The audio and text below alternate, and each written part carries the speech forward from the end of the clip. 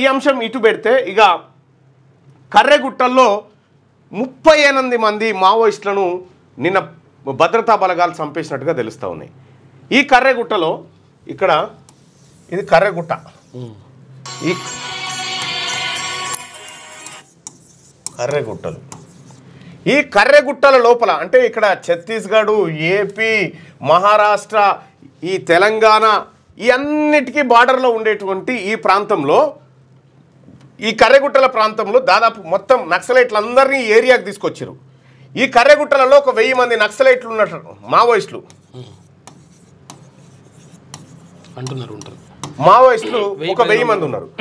ఈ దాదాపు ఈ చుట్టుముట్టినటువంటి భద్రతా బలగాలు ఎంత అంటే 20,000 భద్రతా బలగాలు, 20,000 మంది, 20,000 మంది భద్రతా బలగాలు.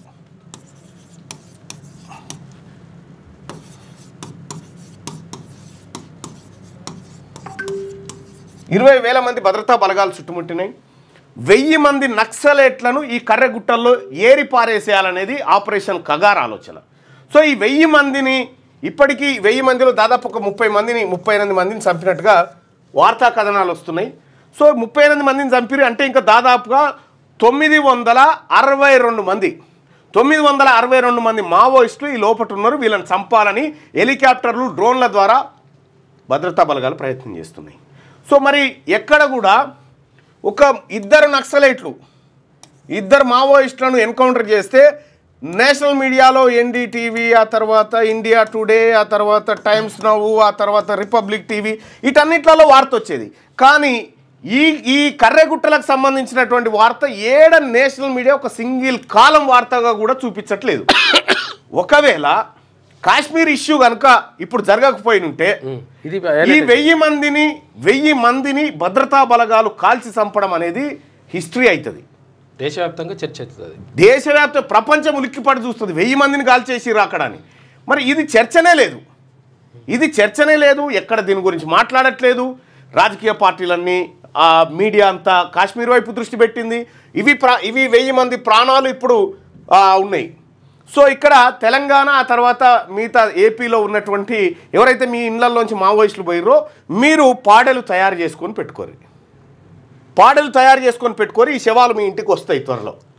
సో ఇది ఎందుకు చర్చ కాకుండా అయిపోయింది?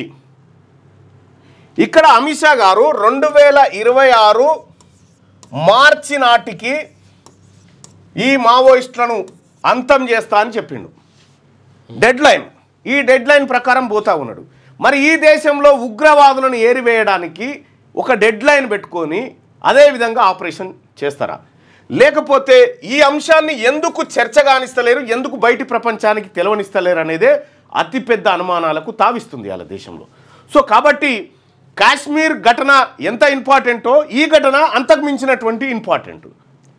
ఇది పౌర సమాజం. పైగా వీళ్ళంతా మేము శాంతి చర్చలకు సిద్ధంగా ఉన్నామని చెప్పి శాంతి చర్చల కోసం పిలుపునిస్తూ ఉంటే నో శాంతి చర్చలు అని చెప్పి 20,000 మంది కూమింగ్ చేస్తూ వీళ్ళని చంపుతూ ఉన్నారు.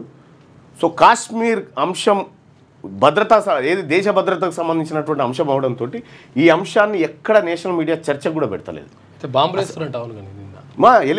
హెలికాప్టర్ బాంబులు వేసి చంపుతా ఉన్నారట. సో ఇది జరుగుతూ ఉంది. అయితే ఇది ఎందుకు నేషనల్ మీడియా పట్టించుకోవట్లేదు అనేది మేధావి వర్గం అంతర్మదనం చేసుకోవాలి ఏం జరుగుతుంది అనేది.